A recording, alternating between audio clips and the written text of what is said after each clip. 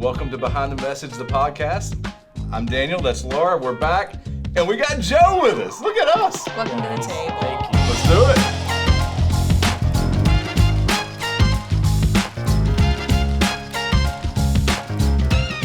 All right, we're back. Behind the Message, the podcast, but first, I want to give you a plug. I want you to hear about a great Go Study group that's happening 9:30 Sunday mornings, and it's tracking along to some extent with Philippians, but not really a study of Philippians. Yeah. So Joe's leading Prepare, this Go Study group at 9:30. We've had a few weeks in it. Tell us what we're doing there and how specifically it's designed to help us be doers of the word. Yeah, totally. How's that happening?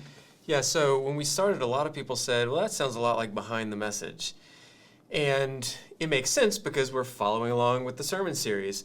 But while Behind the Message is much more of a deep dive into the text, what we're really doing is we're trying to pull out the next steps and action steps that we can take to be doers of the word and live this out the Monday through Saturday when we're away, when we're out in our jobs and all that kind of stuff. Yeah, because we talk about big ideas all the time, which are implications of the big truth. That means we do stuff with them, That's right. So give us an example. What's one of those next steps you guys are covering in Prepare right now? So right now we're in the middle of Hope. We're taking it for about 5 weeks. This is our next step. So every week we're taking a different angle on hope. And so we really break that down where we get to the end of our time every morning in Prepare, and we're saying, okay, what are we going to do that's hopeful in the week? So what does that mean?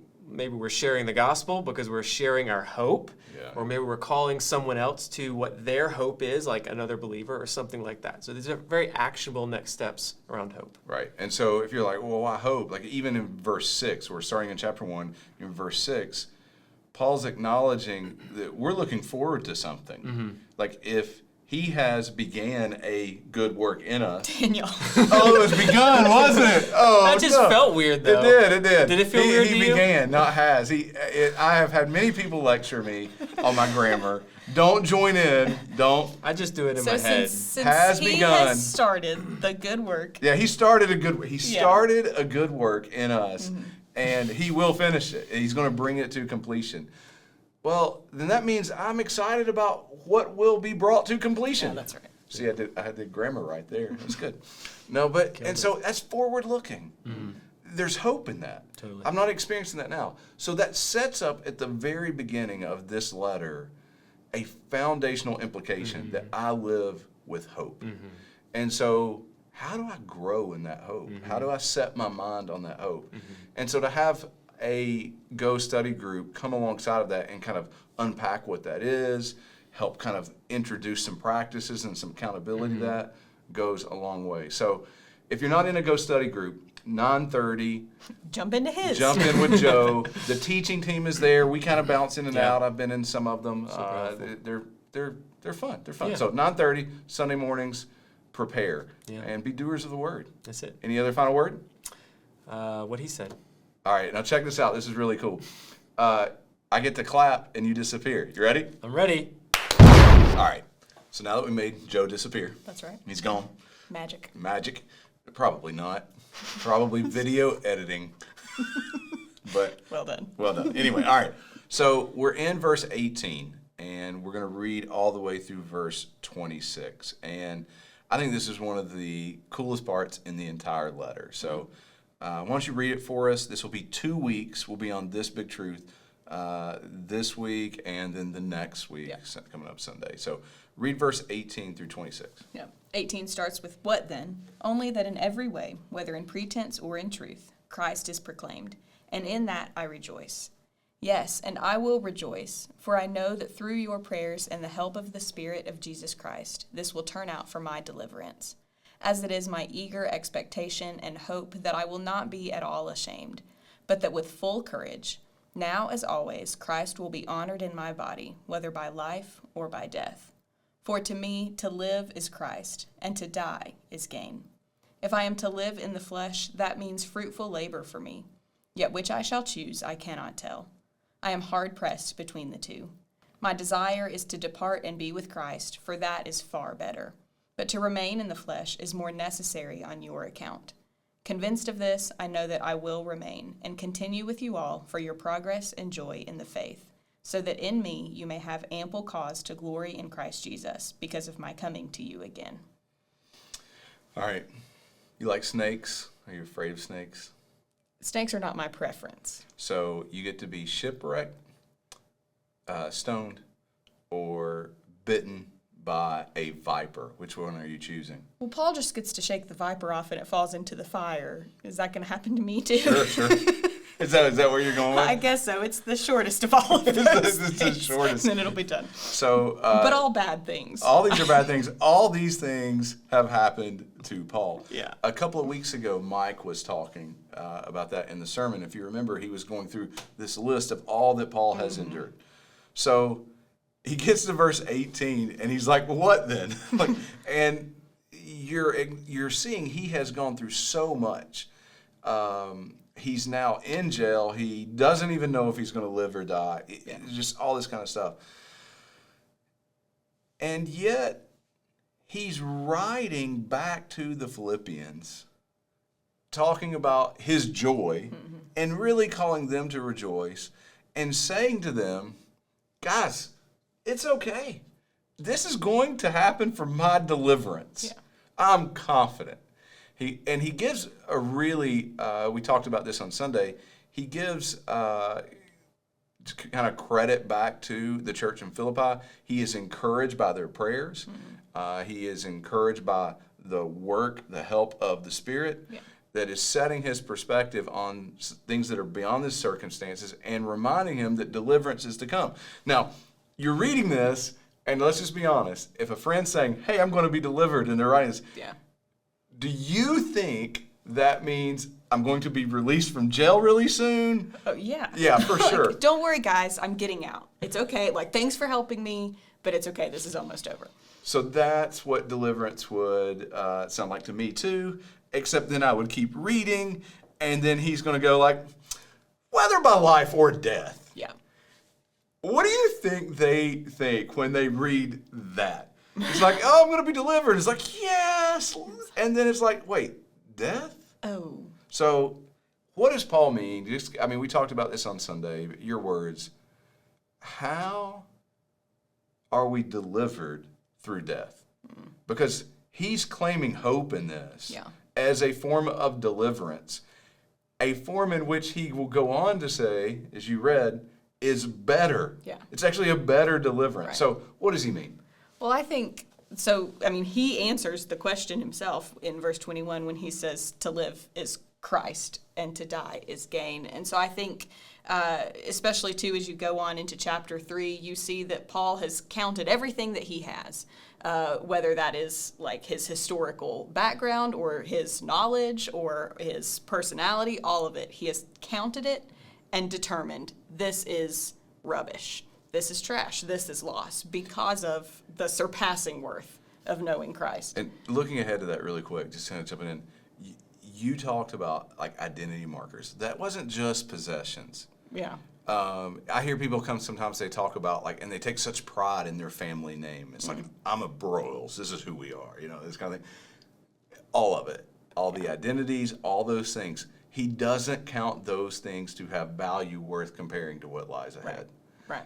Okay. Well, and the reason that is because those things are not the purpose of his life. And we'll get into that a little bit more next week. But to live is Christ and to die is gain. Well, why is to die gain? Because in death we gain presence with Jesus and entrance into the kingdom that we have been living for and pursuing the advancement of on this life. And so it really is, we've been talking about kind of hope set on something that is to come, not the things that are around us. And so you see that is the reason why Paul is able to rejoice in the midst of all of these circumstances, because he has this hope that's set on something that's so far beyond circumstances, that surpasses all of it in greatness and worth and value. And so that is made sight, faith made sight. There is no longer hoping at that time. And so you're longing for that to be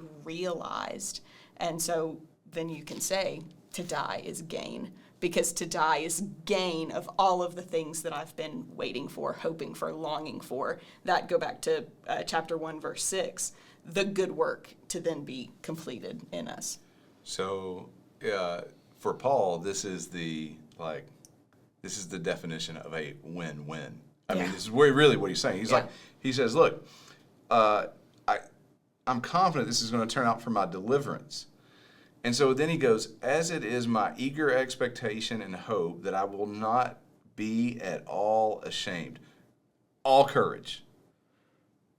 But with full courage, now as always, Christ will be honored in my body, whether by life, and I get to remain with you, or by death, presence with Christ, and the fullness of all of those promises that are in him.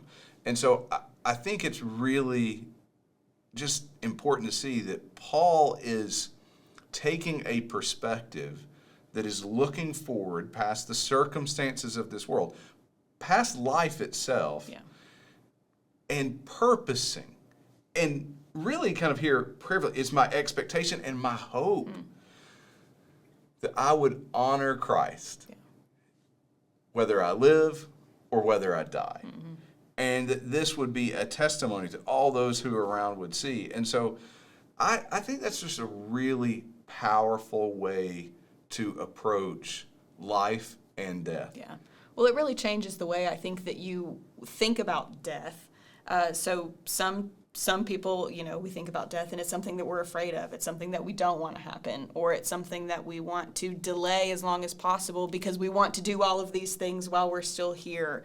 Sometimes you things are hard in life and you would rather die, but it's as an escape from what is going on here. Yeah. And that's not how Paul talks about it either. Right. It's something that is so much greater than the experiences that we have in life. And so regardless of kind of what you think, how you would think about death today, like frame that based on Scripture and how Paul talks about it, in that it is gain. And the reason that it is gain is because to live is Christ. If to live isn't Christ, then to die is not gain. But that kingdom, that forward focus, that is really encompassing of all of life, that doesn't end here, but that really does begin with that, is just something that's completely different. That's right. And you touched on one thing I want to kind of wrap up, and then we'll set up into next week, kind of part 2 of this.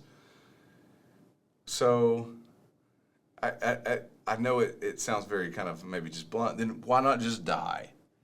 And the reality here that you see with Paul is, although it is to his great gain, it is his service and his faithfulness to live in a way that honors Christ. Well, what is that? That is as an ambassador, bringing glory to his name. And so you gave a great example of that.